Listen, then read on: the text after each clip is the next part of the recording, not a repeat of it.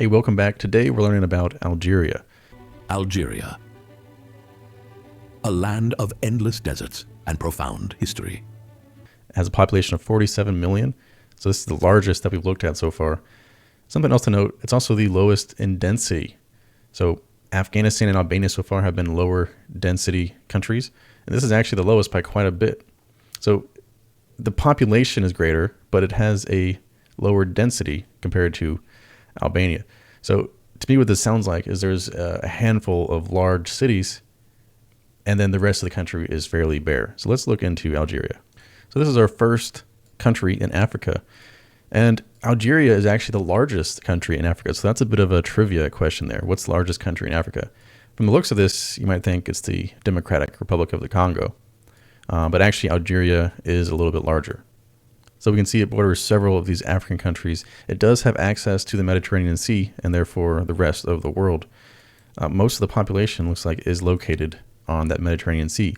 So this kind of holds up with the idea that there's a few major cities. Most of the rest of the country is very sparsely habitated. I'm going to pull up the satellite image here. So mostly desert, right? You have basically this coast that is it has a Mediterranean environment, and then the rest of the country is this, pure desert, and maybe with some mountains through here. Google Earth really has a beautiful view that we can just zoom in on these mountain ranges like this. So the capital of Algeria is Algiers, and I looked it up. It has about a 3 million population. So, for the total population to be, what do we say, 47 million, it must be fairly spread out through this northern region. So let's look up the actual density map. So one fun tool is this pudding.cool, and it shows the 3D population density. So my theory was correct that most of the population is around this Mediterranean coast. Still, though, I wouldn't guess that there'd be 47 million people in this country was just the coast here. Although you can see Algiers is the center of the population. Another map is world population density. It's luminocity3d.org. And it's not 3D, but it still shows you kind of the layout of where the population is centered. So once again, doesn't seem all that dense even up in here. So I'm so surprised there'd be 47 million in Algeria. So looking at the history, I love when a country has prehistory, a lot of prehistory. So here there's evidence of earlier human occupation as early as 1.8 million years ago. I don't think we were considered humans at that point. So it must have been another species. But here they say 700,000 years ago was Homo erectus. So there's been humans or hominids living in Algeria for at least a couple million years. And there are some cave paintings here, maybe about 8,000 years old or so. And so here's an example of that. So pretty unique looking cave painting. This kind of has horns on the head. Yeah, here it says cattle imagery, specifically that of bulls, became a central theme in this region. So it looks like the first kingdom to rule them was Numidia, but later Rome came along and they became part of Rome. And through this, looks like it was actually a Christian region during that time. And by the end of the 4th century AD, the settled areas had become Christianized. So Algeria, not normally thought of as a Christian area, was Christian until throughout the 4th century. Later on, the Umayyads in the 8th century conquered this North African region, and then after that, it became a Muslim area. So I scrolled through here, and there were about 20 kingdoms that had ruled Algeria since Jesus. But then we get to the French rule. So in 1830, colonization began. And it looks like for about 80 years, they were conquering Algeria and eventually pacified it in 1903. Thank you. Thank you. Titan has freed us. Oh, I wouldn't say free. More like under new management. So in the 1920s and 30s, this is when groups started to oppose the French rule. And then later in the 1954-1962, that's when Algeria fought their war for independence. And between 350,000 and 1 million Algerians are estimated to have died during that war, and then they finally gained their independence in 1962.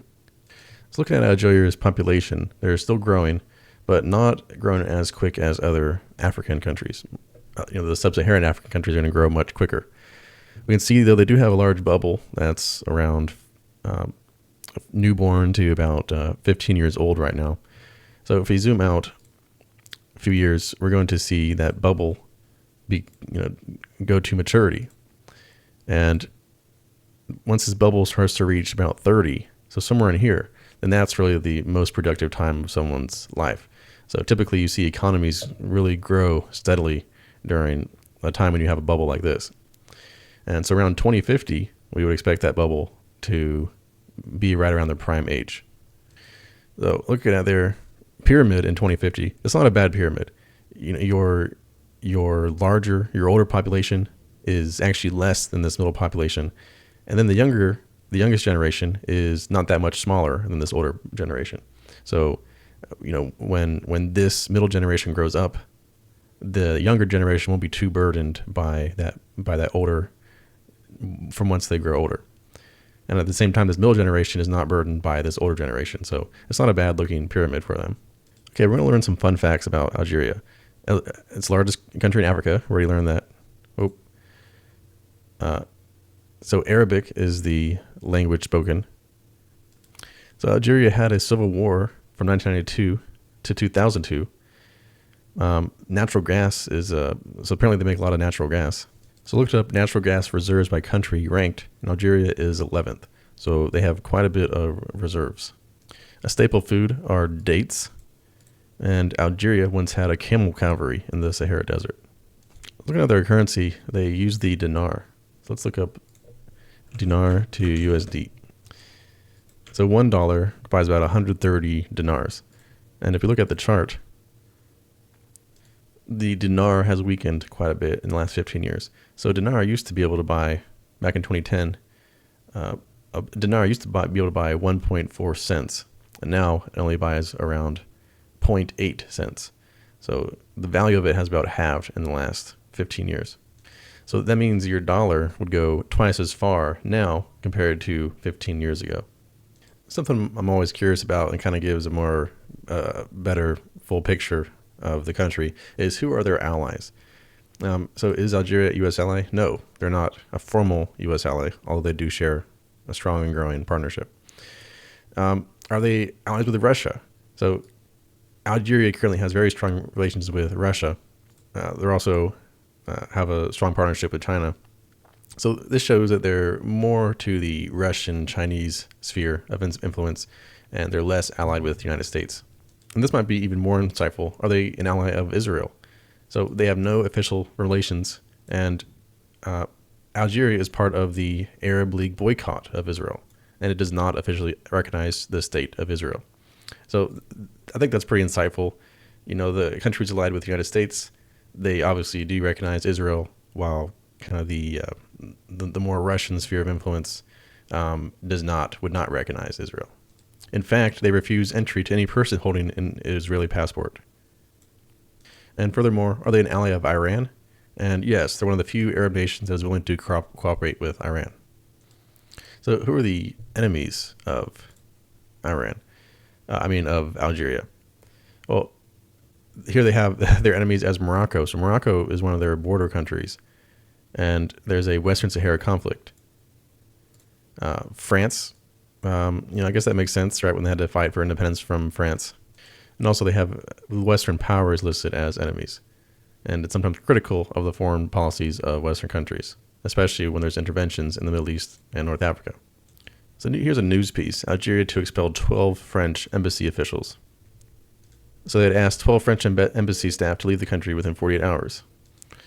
So this was linked to the indictment of 3 Algerians in France, one of whom is a consular official. And then I saw another piece where France also kicked out 12 members of Algeria. So there's a bit of tit for tat going on. Clearly they don't like each other. The latest episode in a months-long diplomatic fracas. France has announced the expulsion of even more Algerian diplomats, a symmetrical response, they say, to Algeria's expulsion on Sunday of 15 French operatives. I've summoned the charge d'affaires, the representative of Algeria in France, to tell him that our response will be immediate, firm, and strictly proportionate at this stage. That is to say, we're sending back all of the Algerian diplomatic passport holders who don't currently have a visa. Yeah, so just like I said, this video says the same thing, tit for tat. So they're just kind of hitting back on each other. So also in other news, this Algerian man was found alive in a cellar after 26 years. So his neighbor had taken him captive, and his family thought that he died during the Civil War, but actually his neighbor just kept him locked up in the basement for 26 years. So that's a pretty wild crime there. Another fun fact, a famous person from Algeria is Albert Camus. He had novels like The Stranger and The Plague. Okay, let's pull up Airbnb. We'll pull up Algiers. So just initially looking at this, I can tell these are a bit more expensive Airbnbs. So let's click on one. This one's $13.30 a month. I mean, it's got a nice looking living room. Spacious, decent view. Yeah, so, kind of modern. Not too bad. So this one's also marked as a guest favorite. So this one's $9.24 a month. And really what you're looking for is spacious enough, and then clean, and location's not bad, and then not too expensive. So basically you can get those four categories, and it's not a bad place. So we're going to compare Algiers to New York. See how expensive it is. The meal, quite a bit cheaper than New York. So, to get an inexpensive meal would be about $3.33 in Algiers compared to $25 in New York. A lot of green here. Everything's quite a bit cheaper in Algiers. One metric a lot of people use is the McDonald's metric, or the Big Mac metric, and it's because McDonald's keeps their items very similar anywhere in the world. So you can look at it and say, that's one way to compare the different costs, is how much does it cost there compared to somewhere where you live. And that's because McDonald's, the items are about the same. They don't really change their menus too much. So here, a Mick meal would be about $4.76 in Algiers and $13 in New York. Clothing, quite a bit cheaper. I still think $36 is too much for jeans, but I guess that's just the world we live in. And then apartment, $220 compared to $4,000 in New York. Quite a bit cheaper, although realistically, like we're looking at those Airbnbs, they were $900 or $1,000. So realistically, you'd be expecting to pay more than that $220. I'd expect more to do those Airbnb prices of $900. Now everything we've looked at here is much cheaper, except the problem is if you're a local to Algiers and if you're earning in local currency, this is you actually earn 93% less than compared to the average salary in New York. So yes, it'd be much cheaper for a foreigner coming in and earning in dollars, but for someone in Algiers, they're earning very little, so that in a lot of cases actually then it's not even making up for the lower cost of living if they're earning in local dollars.